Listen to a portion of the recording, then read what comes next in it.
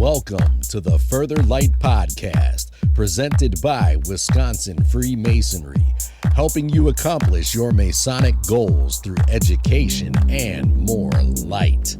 And now, I present to you, Brother Chris Ludke.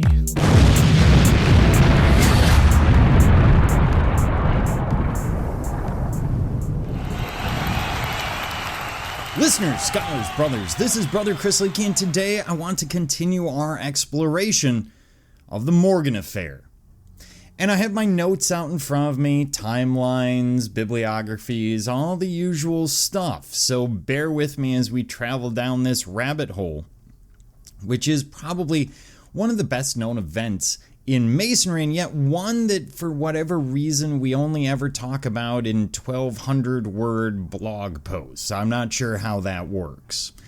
And just a reminder, this series is a little bit different. I'm trying to take a dry history. I'm trying to make it into a relatable narrative. We're looking at several characters. Today, William Morgan. Next time, David Miller, the printer. Then Samuel Green, a member of the local lodge. And then other members of Masonry, and the idea is to explore each as an individual character, allowing us to look at motivations, justifications, allowing us to empathize, at least at a cognitive level, with where they're coming from. Why are they doing what they're doing? And one thing that constantly comes to mind here is this idea of the madness and delusion of crowds, that when you bring people together, things usually snowball. For some reason, we're not good at pulling each other back, just as humans. And so we're going to have this chance to look today at Morgan, the events of his life up until he steps into that carriage screaming murder and disappears into the night, leaving nothing but a hat behind. For reasons of time, some events will be left out. That being said, we run right up to his disappearance. I'm hoping that by doing this, after that overview in the last episode, we start to fill out the story for you. And the main sources that we're dealing with today are Wayne Anderson, the William Morgan mystery from Skirit. I'm looking at Stephen Defoe, Morgan, the Scandal That Shook Freemasonry. Amazing book, out of print. But again, I am in debt to worshipful brother Pat Choka, who loaned me a copy. I'm also looking at John Dickey's The Craft. I'm looking at several primary source materials, but we also have things like Mark Tabert, Breast the Storm, which appears in the Annals of Quattro Coronati, volume 125, and Ben Williams, All You Need to Know About the Infamous Morgan Affair, as well as other sources that will come in through these various episodes. So let's get into the issue of Morgan. When we're looking at something like this, it's easy to create a melodrama. It's easy to create people in black hats and white hats, and we like that as humans. We get to categorize. We get to say, this person's good, this person's bad, and it just makes life so much easier. The problem is, well, as the Mosaic Pavement teaches, that's a social construct. It's not real. No one actually exists that way. The line between good and evil exists within the hearts of all men, according to Roy Baumeister. So, with that in mind, let's look at Morgan. 1776, he's going to be born in Culpeper, Virginia. There are no real records. This is not surprising at the time. The records either didn't exist or have been lost over time. Oftentimes, those records are kept in local churches and someone just gets rid of them. There's a lot of possibilities. He may have become an apprentice stonemason while he's there in Haphazard Mills. By the way, not a great place to work, I would assume, with a name like Haphazard, but he becomes this apprentice stonemason in Haphazard Mills in Madison County, Virginia, so very close to Culpeper. Later, he will work as a clerk in the Orange County Courthouse, again, very, very close. By 1796, so he's about 20 years old, we believe that he moves from Virginia to Lexington, Kentucky, where he's working as an itinerant stonemason. Makes sense, you have a skill, use it. Not sure why he moved there. This is also the year alleged by Morgan that he has initiated, according to the copyright for his book, a statement made in August 14th of 1826, 30 years into the future. He says, I've been a Mason for 30 years. The problem is, who would actually bring someone in as a Mason at this time period where Masons tend to be upper class, upper middle class people, and bring in a fairly unknown 20-year-old stonemason? Doesn't make sense. But then again, a lot of this doesn't make sense. Morgan's one of these people who really wants people to be impressed by him. He wants to show some element of status and of power. And in doing so, he oftentimes shoots himself in the foot. Just like so many people you've probably met. This truth comes out eventually and things fall down. And I'm bringing this up now because we're getting into his war period, the War of 1812. And we have several sources discussing that he may have been involved in different parts of the war. So Defoe, page 12, says he enlisted in the war as a private, and he tells friends he fought in most battles south of the Potomac, but never gives any details. He also claims to have been made a captain after fighting alongside Andrew Jackson at New Orleans. Now that's interesting because Andrew Jackson is known for raising people to different ranks on the battlefield. That part's not surprising, but his record keeping was not good. And so it's possible if you were serving with Jackson that sort of thing would happen, and there's no real record of it. Now, in 1812, 1815, this is a possibility, and people would have believed it. They would have gone, yeah, okay, and if you could have provided some kind of documentation, that would be really helpful, but at least if you can walk the walk and talk the talk, they're going to accept it. 1813, so we're during the War of 1812, which runs 1812 to 1815, he seems to potentially have been engaged at the Quartermaster General's office. And he may have served in the War of 1812 for the service on the lakes on behalf of Canada.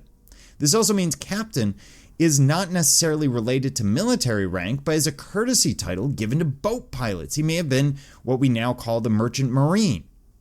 However, there's an issue because his name is so common here that there's no real solid evidence. This is coming from Wayne Anderson.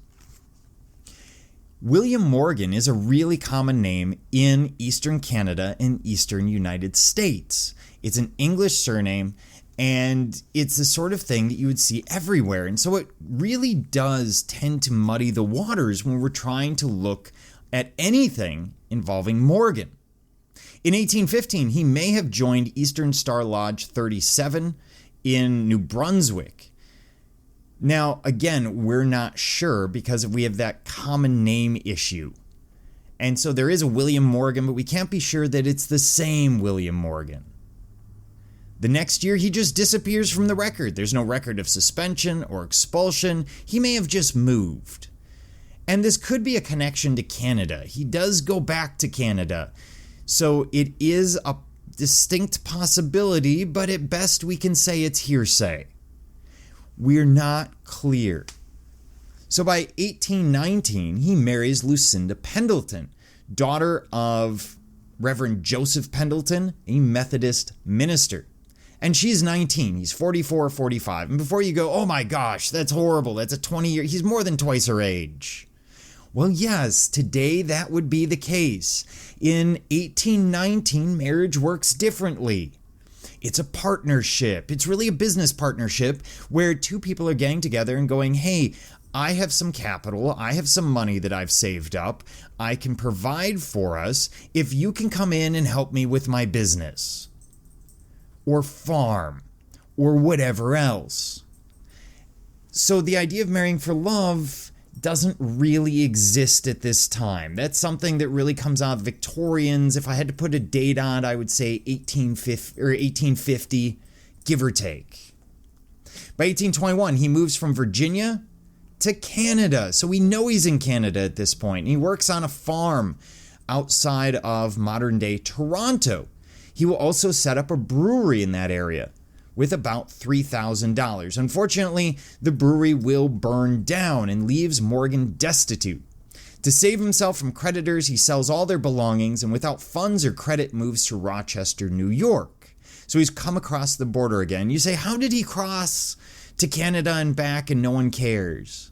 Again, at this period in time, those boundaries, those borders are incredibly porous. It's not uncommon for someone to bounce back and forth, depending on where their fortune is. And remember, Morgan doesn't have much. He's not a successful doctor or attorney, where moving doesn't make a lot of sense. He's an itinerant stonemason trying desperately to make it in the world.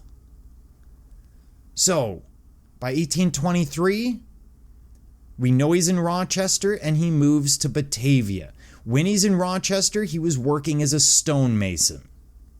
In Batavia, he again works as a stone cutter, and he appears to attend Olive Branch Lodge 39 at Leroy, about 6 miles from Batavia, sponsored by his employer, a man by the name of Joseph Warren. And it appears that Morgan impressed upon Warren that he was a master mason initiated in Canada. Now, if he's not actually a master mason, why would he do this? Well, you're a new stonemason coming into town. Many of these towns have different groups. Remember, upwards of 20 to 40% of all men are going to be members of fraternal organizations. And the purpose of them is networking as much as it is about being a social safety net. Therefore, presenting himself as a member of one of these organizations is going to be really helpful because he is hoping to get preferential treatment. He is going to get the jobs that other people don't. And that's really helpful if you're down on your luck. You've just moved into the state a couple of years earlier, just recently, and you need to establish yourself. So he's going to present himself as a master mason at this point. We know that that's happening. By the following year, 1824, he visits a lodge in Rochester. 1825, he petitions the Royal Arch Chapter 33 of Leroy. And this is coming from Anderson. And sometime in May, about May 31st, he goes through his Royal Arch degrees. Now, he can't actually attend most of the meetings due to poverty for most of the year. And he blames one of the secretaries, the secretary of the Royal Arch, a man by the name of Major Ganson. We'll get into him later.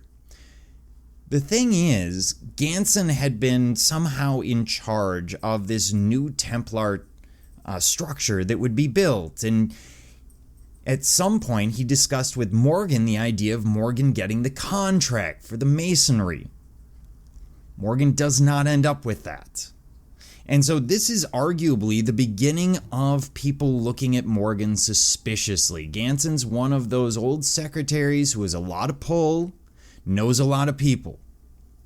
Now, in December of 25, he travels to New York City. Morgan travels to New York City, stays in a Masonic hotel, and he met with a Mason expelled for writing The Secrets of Masonry.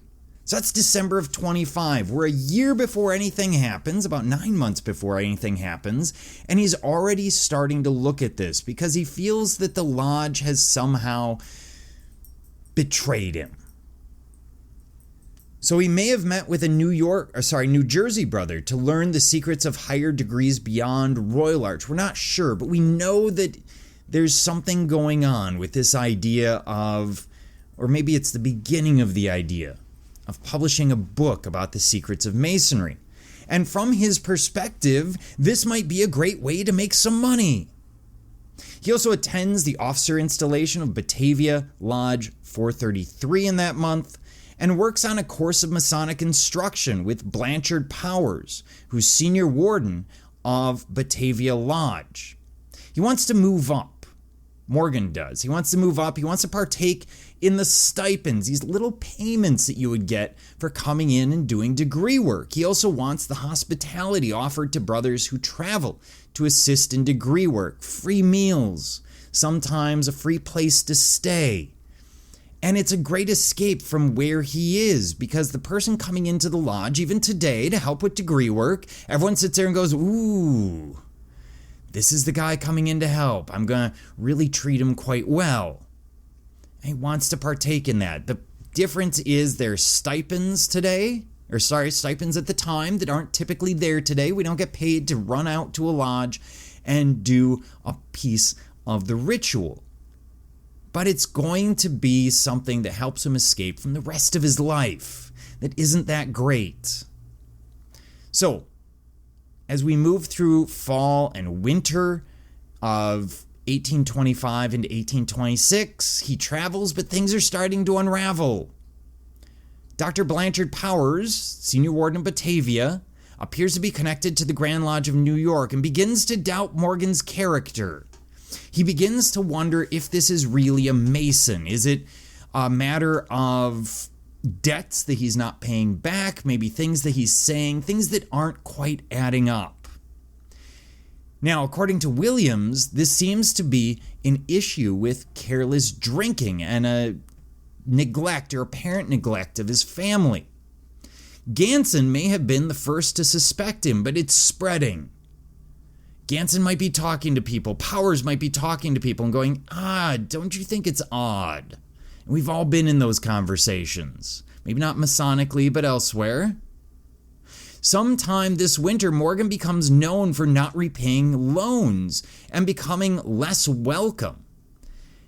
Alcohol probably plays a role. He's known for hanging out in the taverns, and that's not going to play well at the time. This is not temperance by any means, but the amount that he's drinking and shooting his mouth off is causing a problem.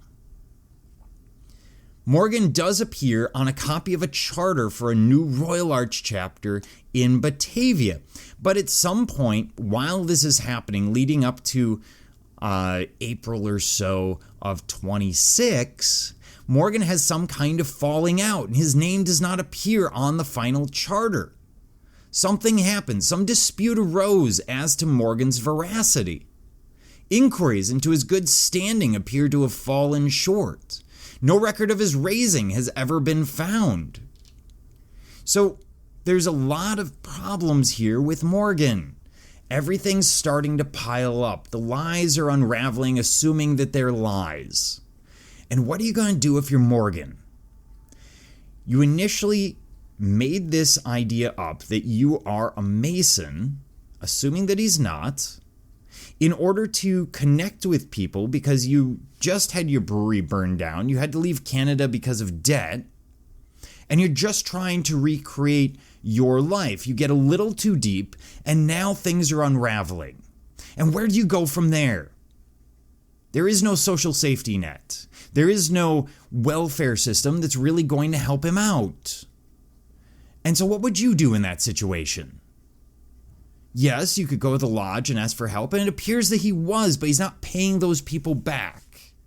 And so things are just getting worse. At this point, Defoe states that Morgan is already working on a manuscript, which seeks to, quote, expose the order to the world. And let me point out, he's about 100 years too late.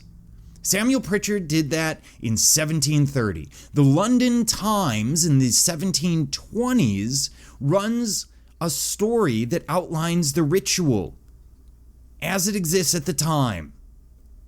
These are not secrets. Nothing here is new.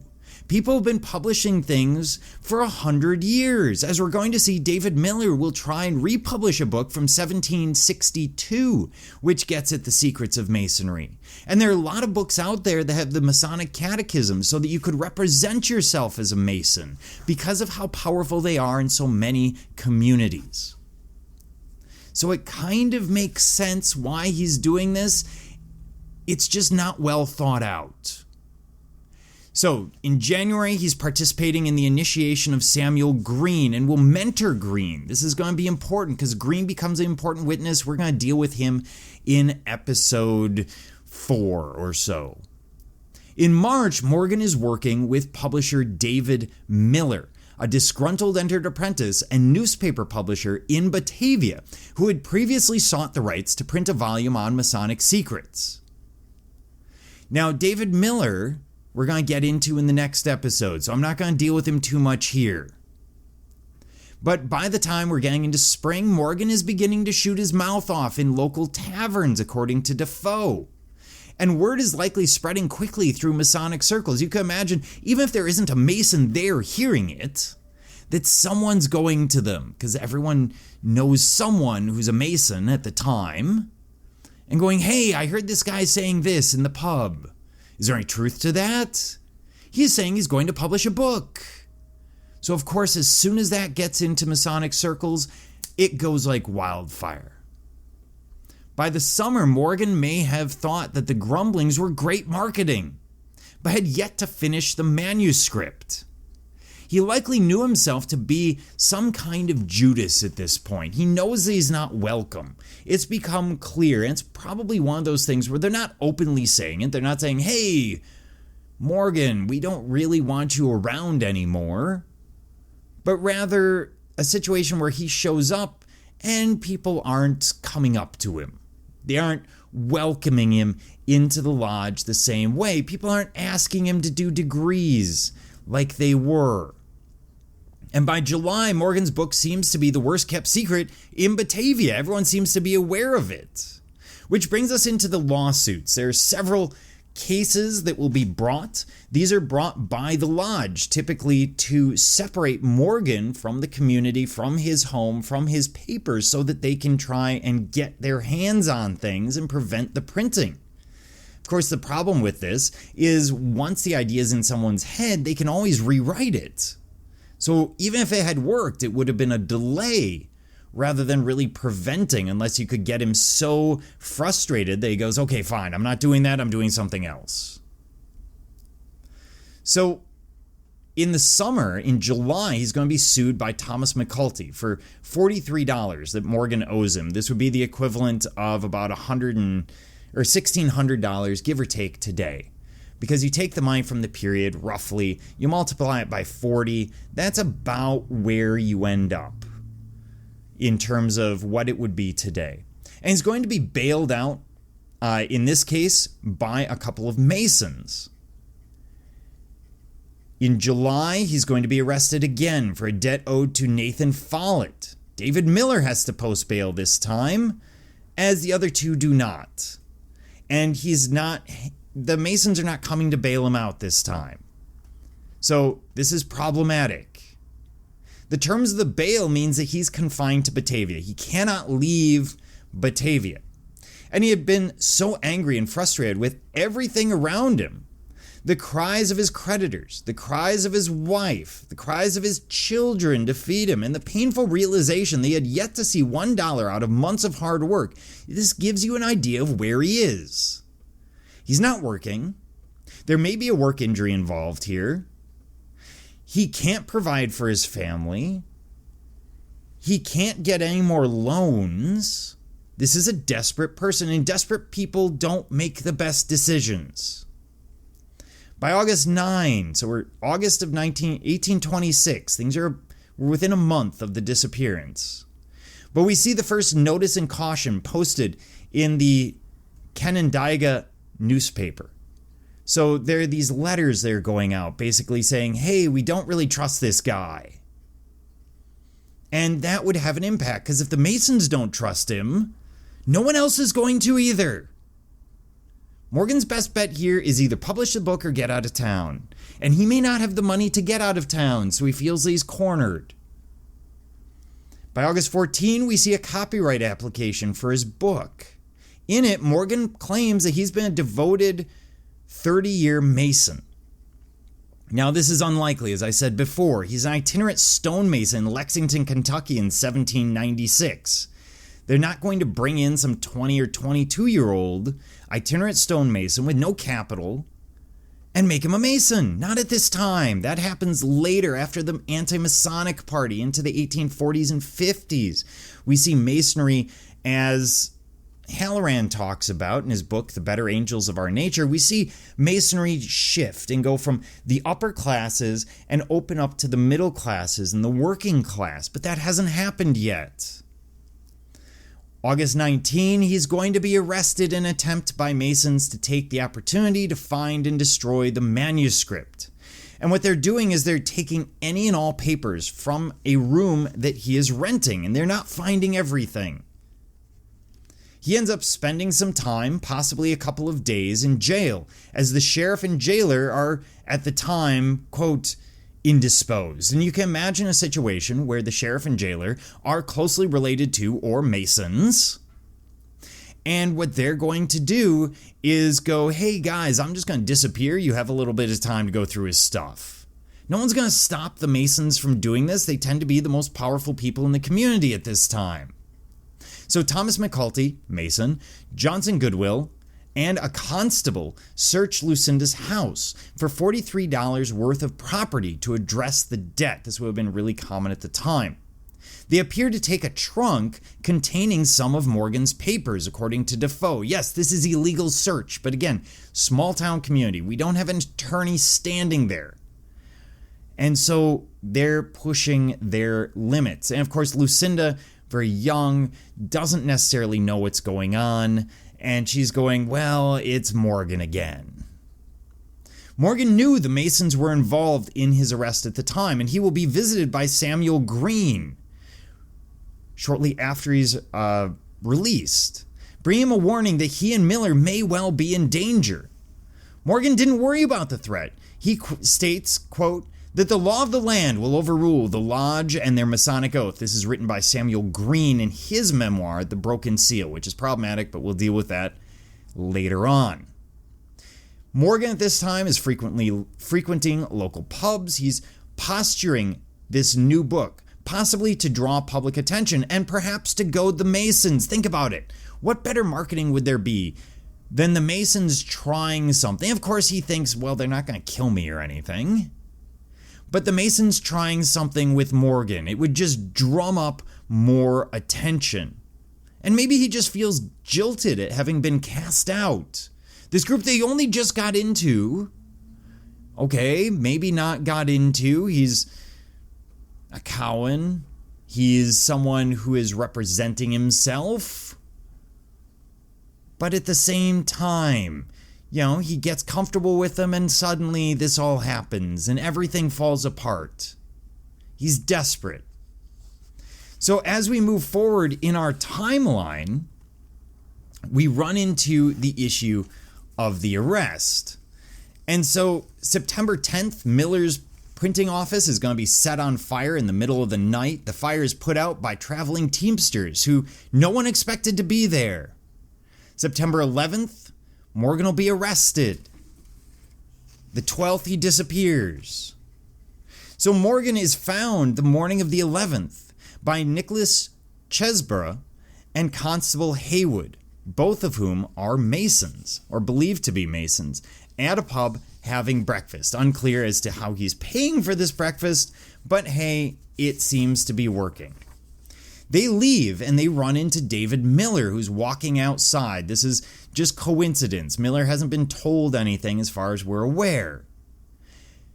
And when they run into him, Morgan tells him he's being arrested for stealing some clothes. Miller is worried that if Morgan is taken out of the village, he will lose his bail money, which is a huge issue because Miller doesn't have a lot of money either. Hayward, the constable, argues that it's a state matter, not a civil matter, and they turn and walk away towards a carriage. In other words, if it's a state matter and not a civil matter, then this bond isn't really an issue. The state doesn't care, they'll deal with it. Miller won't be out any money. Morgan tells Miller it's fine. He's going to go talk to Mr. Kingsley, this landlord who he had borrowed these clothes from. Another man by the name of David Donalds shows up, pushes Miller away, and the carriage departs. And we'll get into this interaction more later on. But you can see from this interaction, Morgan's basically saying, they're going, look, okay, it's fine. These things are happening. We've been through this before. I'm going to go talk to the guy. I'm going to clear it up. I'll be back by nightfall. So they travel and they go to Canandaigua. They appear before Squire or Judge Chipman. So we have Chesborough, we have Hayward, the constable, we have Morgan, and we have a new person. We have Lowton Lawson. He's a mason and a small landowner from the area, from Canandaigua, and a friend of Morgan's. Kingsley does not show up. No evidence is going to be presented against Morgan regarding the clothes. Morgan states, quote, last May I was in Canandaigua and borrowed a cravat and shirt from landlord Kingsley, which I intended to return on my next visit. But I've been on the limits since July. In other words, I've been unable to travel outside of Batavia because of this bond with this arrest back in July. Lawson backs the story and says the clothes were borrowed and Morgan intended to return them.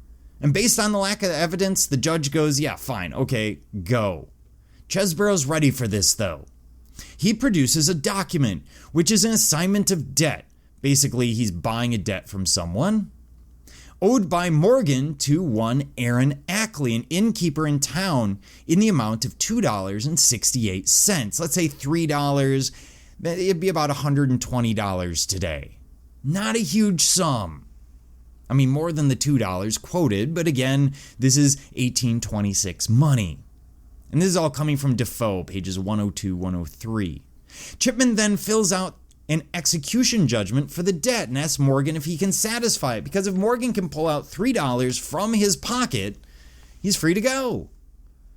And imagine if that happens. Let's be counterfactual for a minute. If Morgan walks out of there, what are they going to do? Arrest him again? Yes, he has a lot of debt, and yes, that probably would happen. But maybe the story changes. But Morgan doesn't have the money. He says he can't, but he offers his coat. And of course, Chipman, the judge, says, you know what, I'm not going to take the coat. I can't do anything with the coat. You know, that requires me to sell it. It requires it to be of value and everything else. It just doesn't work. So Chipman orders or issues a second arrest warrant as the debt is outstanding and hands it to Constable Hayward. Just a reminder, debts are the sort of thing you can be jailed for at the time. Today we don't have debtor's prison. And so Morgan is led by Hayward to the Canandaigua jail. Lawson may have had a conversation with Morgan at this time on the way, in which Lawson says he would get Morgan out of jail if he's willing to distance himself from Miller. Lawson is not the good guy here. Now, again, we don't have good guys and bad guys as such, but he's not on Morgan's side. We can safely say that. By September 12th, so we're the next day, he's been arrested the morning of the 11th. He's gone to Canandaigua. He's appeared before a judge. We are now September 12. And Lawson comes to speak to Morgan. Mary, the jailer's wife, is present. And Lawson asks Morgan if Morgan will accompany him if the debt is cleared and Morgan is freed. Morgan says, yes, of course I will. Lawson says he will find the jailer and pay the debt. Morgan responds not to worry about it at the time, relax, we'll take care of it. You know, tomorrow, it's not a big deal. After some issue trying to pay the debt to the jailer's wife, Mary, Morgan is going to be released, and he's released to Lawson and Chesborough, who's there again. So Morgan knows he's in trouble. And that should be pretty clear. Even if he thought Lawson was on his side, he knows Chesborough is not. Outside, they're met by a group of other Masons, and Morgan is led to a carriage while screaming, murder, murder, until he's possibly gagged. The only thing left is going to be his hat sitting on the street. And so at this point, the narrative ends. Why? Because we have no idea what happened to Morgan.